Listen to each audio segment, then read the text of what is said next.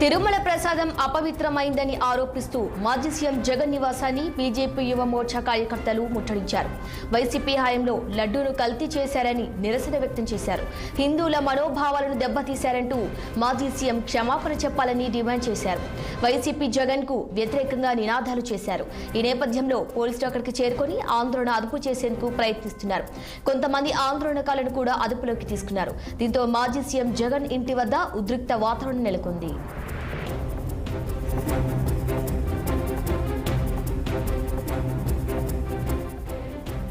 ఇక ఇదే అంశంపై మరింత సమాచారం మా ప్రతి కృష్ణ ఫోన్లను అందించేందుకు సిద్ధంగా ఉన్నారు.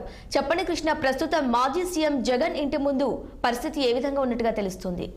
ప్రస్తుతానికి మాజీ ముఖ్యమంత్రి జగన్మోహన్ రెడ్డి ఇంటి వద్ద అయితే హైటెన్షన్ వాతావరణం నెలకొందని చెప్పుకోవచ్చు.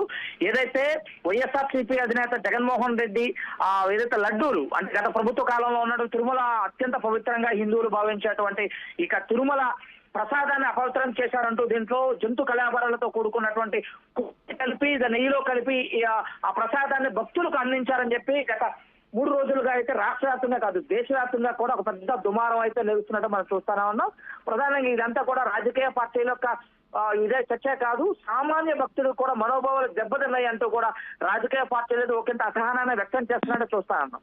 కొన్ని పార్టీలు అయితే ఏదైతే మాజీ ముఖ్యమంత్రి జగన్మోహన్ రెడ్డి యొక్క తప్పిదాల వల్ల ఈ విధంగా హిందువుల యొక్క మనోభావాలు దెబ్బతిన్నాయని చెప్పేసి గత 3 రోజుల నుంచి కూడా పెద్ద ఎత్తున ఆరోపణలు అయితే చూస్తాను. ఈ నేపథ్యం తీసుకున్నట్లయితే ఏదైతే బీజేపీ యువమోర్చా ఆధ్వర్యంలో అయితే ఈ రోజు మాజీ ముఖ్యమంత్రి జగన్మోహన్ రెడ్డి ఇంటి ముట్టడి కార్యక్రమాలు పెట్టారు. ఇంటి ముందు ధర్నా అయితే కొనసాగించారు. జై శ్రీరామ్ అంటూ కూడా నినాదాలు చేస్తూ డౌన్ జగన్మోహన్ రెడ్డి అంటే కూడా పెద్ద ఎత్తున నినాదాలు చేస్తూ ఇక్కడైతే ధర్నా నిర్వహిస్తున్న కార్యక్రమంతో మనం చూస్తూనే ఉన్నాం. ఏదైతే తిరుమల లడ్డూను అపవిత్రం చేశాడు జగన్మోహన్ రెడ్డి అంటూ కూడా పెద్ద ఎత్తున నినాదాలు అయితే చూస్తున్నట్లు వస్తుంది. ఈ నేపథ్యం తీసుకున్నట్టు పోలీసులకి ఆందోళనకారులకు మధ్యన అయితే ఒక ఘర్షణ వాతావరణం నెలకొందని చెప్పుకోవచ్చు. ఏదైతే ఇక్కడ చేస్తున్నటువంటి ఘర్షణ ఉద్రిక్త వాతావరణంలో ధర్నా చేస్తున్నటువంటి ఈ కార్యకర్తలందరినీ కూడా పోలీసులు అయితే కొంతమంది అదుపులోకి తీసుకుని వారిని అయితే వెహికల్ ఎక్కించుకొని పోలీస్ స్టేషన్ తరలించిన పరిస్థితి మనం చూస్తాను.